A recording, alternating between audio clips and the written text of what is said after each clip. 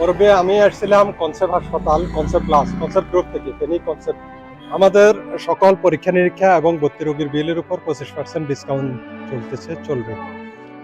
এই যে একটা মহতী উদ্যোগ, এখানে সকল পরীক্ষা নিরীক্ষার যত খরচ আসে খরচের 4/1 মানে আপনার 100 টাকা 25 টাকা। বর্তমান অর্থনৈতিক যে ঊর্ধ্বগতি, এই পরিস্থিতিতে সাধারণ মানুষের পরীক্ষা নিরীক্ষা অর্থনৈতিক সংকটের কারণে করতে পারতেছে না। সেক্ষেত্রে কনসেপ্ট হাসপাতাল, কনসেপ্ট প্লাস সকল ধরনের পরীক্ষা নিরীক্ষার উপর 25% ডিসকাউন্ট দেওয়াতে সাধারণ রোগীরা, সাধারণ যাদের অর্থনৈতিক সংকট রয়েছে তারাও পরীক্ষা নিরীক্ষা করতে পারতেছে, স্বাস্থ্য সচেতন হতে পারতেছে।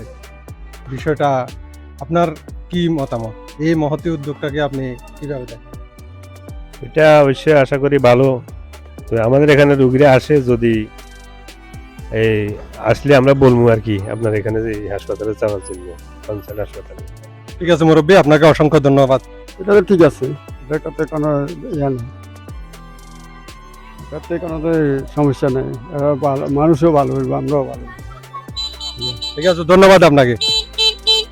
আসসালামু আলাইকুম মুরব্বী, আমি আসছিলাম কনসেপ্ট হাসপাতাল, কনসেপ্ট গ্রুপ থেকে। আমাদের সকল পরীক্ষা নিরীক্ষা এবং ভর্তি রোগীর বিলের উপর 25% ডিসকাউন্ট, অর্থাৎ বলতে পারেন সকল পরীক্ষা নিরীক্ষা এবং ভর্তি রোগীর বিলের উপর যত খরচ আসে তার 4/1 ডিসকাউন্ট। এই যে বর্তমানে অর্থনৈতিক ঊর্ধ্বগতি, সকল প্রতিষ্ঠানে সকল কিছুর দ্রব্যমূল্য বৃদ্ধির দিকে যাচ্ছে, সেক্ষেত্রে না ভাড়াই কম আয় দিয়ে ডিসকাউন্ট করে কনসেপ্ট হাসপাতাল, কনসেপ্ট প্লাস যে একটা ভোক্তা সাধারণের মহতী উদ্যোগ নিয়েছে ভোক্তা সাধারণের জন্য, এই যে উদ্যোগটা আপনি কিভাবে দেখেন? না, এটা তো ভালো একটা উদ্যোগ।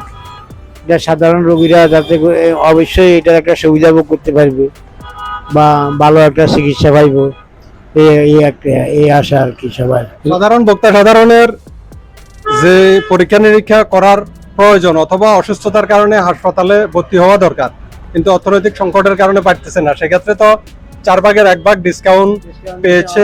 সেক্ষেত্রে তারা অন্তত এটার একটা সাশ্রয় পাইব বা সুযোগ সুবিধা পাইব।